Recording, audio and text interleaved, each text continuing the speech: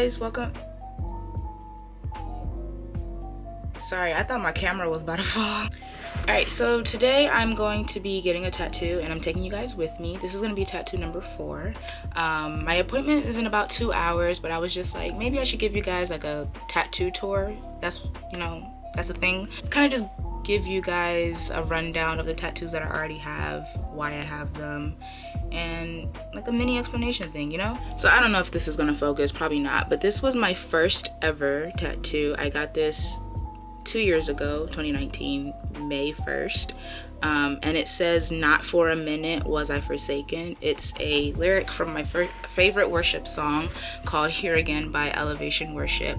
And the story behind this tattoo, it's actually funny because I wanted to get a tattoo here for years, like all throughout college, but I never knew what I wanted to get. I wanted to get a tattoo that said "Be anxious for nothing," which is a Bible verse, but I'm kind of glad that I waited and I didn't get that because after taking a little bit of time to let it marinate and figure out what I really wanted, I came up with the perfect idea. The story behind this one is 2019 was a pretty rough year. I had just gone through a breakup at the end of 2018, so your girl was depressed, but not just because of the breakup, for other reasons as well. So I was going through a really, really rough time, and one night I had a dream, and I was at my old high school. I don't know why, but I was at my old high school, and I was walking through the hallways, and the hallways were like, I went up like a staircase, and the hallways were like filled with like students, and they were singing the song "Here Again" by Elevation Worship, but they were singing the bridge, the part that goes, "Not for a minute was I forsaken." So it was just like all these students worshiping, and it was really cool. And the reason why it stood out to me also is because like I said, I was going through a really rough time, super depressed, and it did start to feel like God had like abandoned me, even though intellectually God will never leave you or forsake you, but when you're in the trenches it doesn't always feel like that. So for me it was kind of like a reminder, like God telling me like, no, like I'm with you, I haven't forsaken you, not even for a minute. And so I woke up, and I didn't immediately say like, I'm gonna get this tatted, but because I knew I already wanted a tattoo, I was just like, that's perfect, that's gonna be my first tattoo. So I got it, and that is tattoo number 1. So my second tattoo is on my wrist here. Let me try to get a better look at it actually. So my second tattoo is this one right here, and this says Yeshua in Hebrew, and that's Jesus. So this one doesn't really have much of a story behind it. It was honestly like a spontaneous decision. I was out in Florida with my friend Falake, and I was like, I want to get tatted. I knew that I wanted to get Yeshua on me, and I knew that I wanted it to be in Hebrew, but I didn't know when I was gonna get it. But I was on vacation with my friend, and I was just like, I'm gonna go get tatted today. So that's what I did. I initially wanted to get it in red to represent the blood of Christ, but the tattoo artist suggested against that for whatever reason. Not whatever reason, she actually gave me an explanation, but I was just like, I'm gonna take your professional advice and get it in black instead. So I was gonna get it in red, and I was also gonna get it on my right hand, blood of Christ, and then seated at the right hand of God. But I knew that I wanted to get something on my right arm, so I was just like, no, let me save space just in case. So I got it on my left instead. So the last one and the most recent one I got, which I got last year, right before the pandemic actually. I feel like pandemic is a cuss word these days, but I got it last year in Florida when I was visiting my friend Falake again. There's something about Florida that's just very impulsive. I did know that I wanted to get it, but I didn't know when. And then once again, I was on vacation. I was just like, let's do it. Let's get it. It's this one right here on my arm, and it says, "Help thou mine unbelief." You probably can't see it. It is from the Bible verse in Mark chapter 9 verse 24, and the story behind that is that some guy is asking Jesus to heal his daughter, and he says, if you can, and Jesus is like, if I can, like, yeah, I can do it. And the guy's just like, I believe you can do it, help my unbelief though. The reason why this verse stands out to me, or the reason why this verse is important to me, is because I feel like it's gotten me through again, rough patches. I've been going through it for the last 5 years, to be honest. That's besides the point. So for those who don't know, I do have OCD. Yeah, OCD, obsessive compulsive disorder. And OCD has been dubbed the doubting disease. And so, you know, it's just like a endless cycle of intrusive thoughts that cause you to like doubt things, and it causes you anxiety and things like that. One of the themes that I have with OCD is scrupulosity, which is intrusive thoughts surrounding your faith and your morals and things of that sort. With OCD, it really did, and I say did because like I still have OCD, but it's not as bad as it was before, so past tense.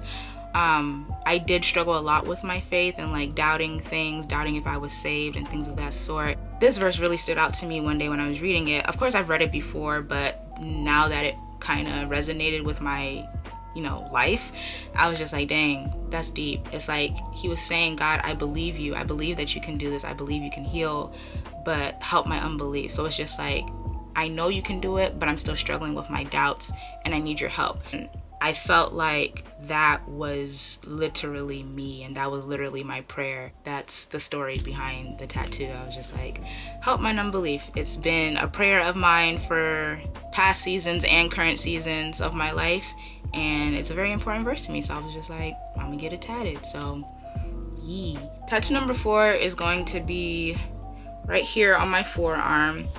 It's gonna be the biggest tattoo I have so far, and it's also gonna be the only tattoo that isn't words. It's gonna be an actual image. So I'm kind of nervous about that because none of my tattoos have been more than like a 30-minute session.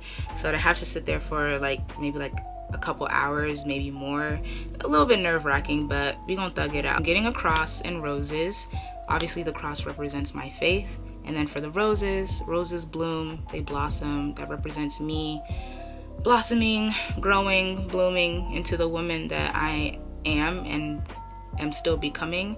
And then the cross is going to be in the middle to basically represent that in the center of my growth and in the center of my blossoming is Jesus. That is my tattoo tour, and we're gonna hit the road in a couple hours, and it's gonna be fun. It's gonna be lit. I'm really excited. This might be my last tattoo, at least for a while, because I can't really think of anything else that I want. But yeah, I'm excited. I haven't told my mom yet.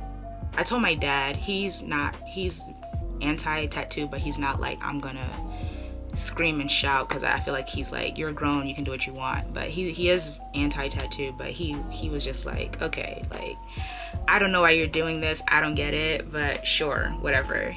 My mom, when I got my first one, she was like upset, but she didn't blow up the way that I thought she would.